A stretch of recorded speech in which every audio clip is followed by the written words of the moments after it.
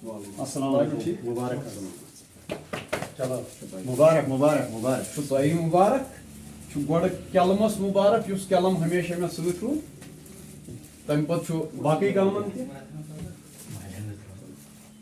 हाँ शाबाश ठीक। पहले मैं इस चीज़ के लिए अपने रब का शुक्रिया अदा करना चाहता हूँ, क्योंकि जब अल्लाह का साथ होता है लोग भी साथ देते हैं और पार्टियां भी साथ देती हैं। उसके बाद अपने प्रेसिडेंट सईद मोहम्मद अल्ताफ़ बुखारी साहब का, जनरल सेक्रेटरी रफ़ी अहमद मीर साहब का, पार्लियामेंट्री कमेटी के चेयरमैन बिलावल अहमद मीर साहब, हमारे सीनियर वाइस प्रेसिडेंट गुलाम हसन मीर साहब, जितने भी पार्टी के अहदेदार हैं, अपनी पार्टी का खासकर शुक्रिया अदा करना चाहता हूँ कि उन्होंने मुझे इस काबिल समझा ताकि मैं अपनी पार्टी के टिकट पे कंटेस्ट करूँ। और एक बहुत बड़ी हस्ती मेरे मुकाबल में है, एक्स मिनिस्टर भी, डिप्टी स्पीकर भी रह चुके हैं और 2 टाइम MLA भी रह चुके हैं। और भी बहुत सारी हस्तियां हैं, लेकिन जिसके साथ टक्कर हैं, जिसको मुकाबले में हम देख रहे हैं अपने, वो सरताज मदनी साहब हैं। और पार्टी ने मुझे इस काबिल समझा है कि मैं सरताज मदनी साहब को टक्कर दे सकता हूँ। और आज का इलेक्शन जो होगा वो अब दूसरे के लोगों को देखना है कि ईमानदारी पे कौन चल पाया, ईमानदारी से हमारी खिदमत किसने की, ईमानदारी से लोगों का दर्द किसने समझा है, किसने बिना किसी लालच के, चाहे वो PDP वाला हो, चाहे कोई NC वाला हो, चाहे कोई कांग्रेसी हो, चाहे किसी जगह ट्रांसफार्म लगवाना हो, ये नहीं देखा कि वो कांग्रेस या वो PDP है, वो अपनी पार्टी का या किसी पार्टी का। मैंने हमेशा कहा कि मेरे एरिया की डेवलपमेंट होनी चाहिए और हर किसी तक सरकार की स्कीमों का फ़ायदा पहुंचना चाहिए। इस चीज़ पे मैंने हमेशा ध्यान दिया, ज़्यादा फोकस किया इस चीज़ पे। तो मैं अल्लाह की तरफ यही गुजारिश करूँगा कि इस इलेक्शन में आपने मुझे उतारा, अब आपके हाथ में मेरी इज़्ज़त है और देवसर के लोगों की इज़्ज़त है। अल्लाह जो फैसला करेगा अच्छा करेगा और देवसर के लोगों के लिए करेगा। आपके चैनल के वसादत से देवसर के सभी साथियों को, चाहे वो मेरे हमदर्द हो, चाहे वो मेरे खिलाफ हो, आज हाथ जोड़ के विनती करूंगा उनसे कि आज अपना साथ और अपना वोट आप मुझे दे दीजिए। बैट के निशान पे अपना अंगूठा दबाइए ताकि आपका गरीब भाई आज मैदान से बाजी मारे और जीत के निकले, आपकी खिदमत करे। मैं किसी बड़े खानदान से ताल्लुक़ नहीं रखता हूँ, मैं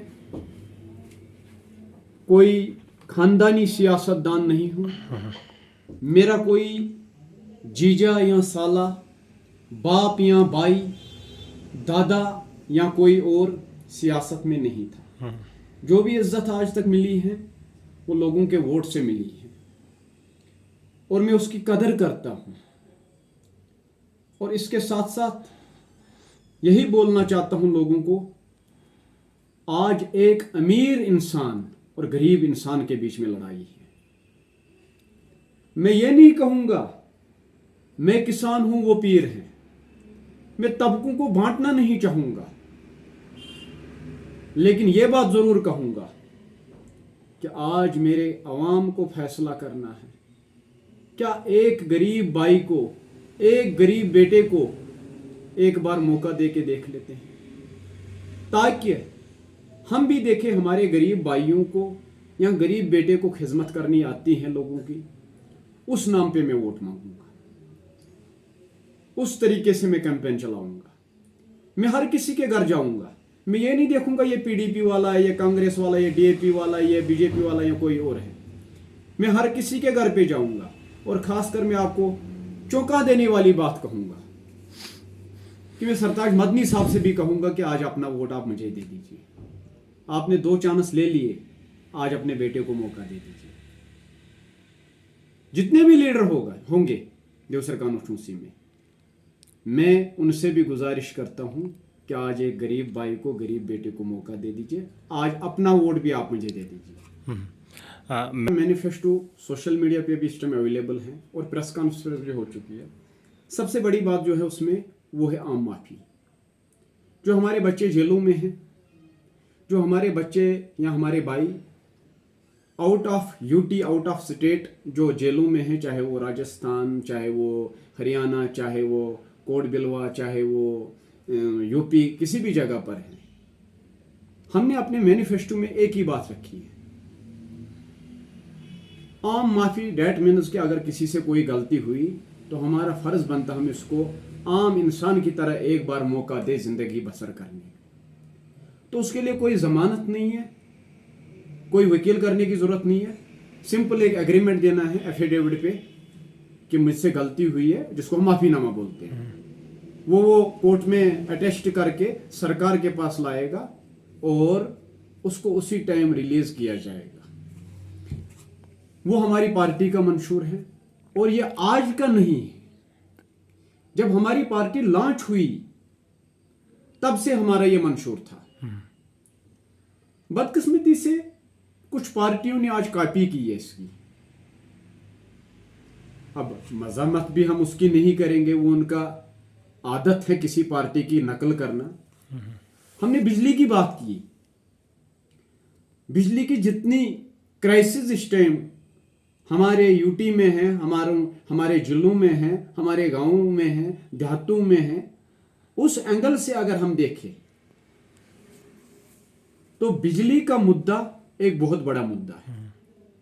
मीटर लगने जा रहे हैं, अब किसी जगह 6 महीने पहले, किसी जगह 6 महीने बाद। हमारी सरकार ने इस पे गौर से सोचा, बहुत पहले ही एक जांच की कि हमारे लोग कहां जाने जा रहे हैं और इनके साथ कितना नुकसान होगा, इनको कितना फाइनेंशियली प्रॉब्लम होगी।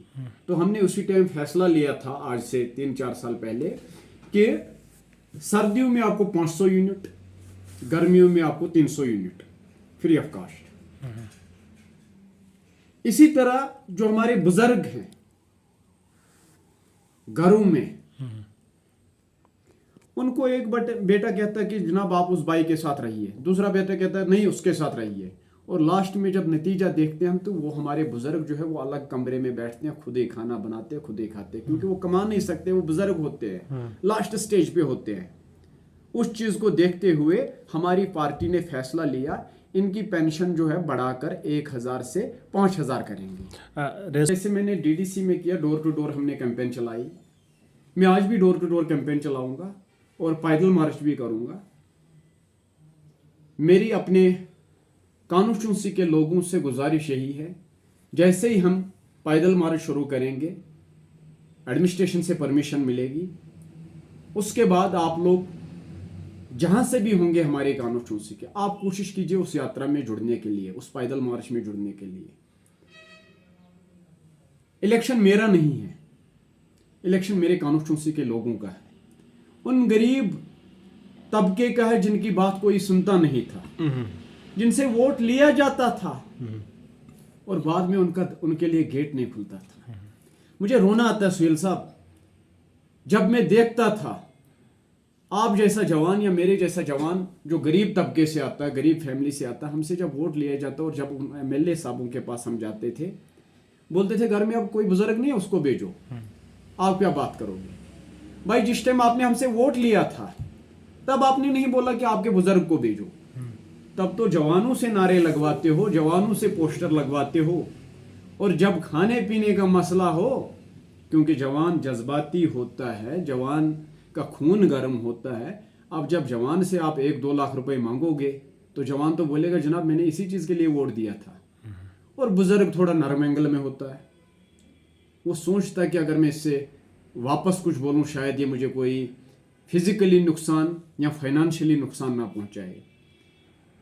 उस तबके को मैं कहना चाहता हूं कि आप मैदान में आइए। आज आपका गरीब भाई मैदान में है, मैं आपके लिए लड़ूंगा हर जगह पर, आपके बाल पे भी आंच नहीं आने दूंगा जब तक मेरे शरीर में जान होगी। सरकार से जितनी भी फाइट करनी होगी मैं करूंगा।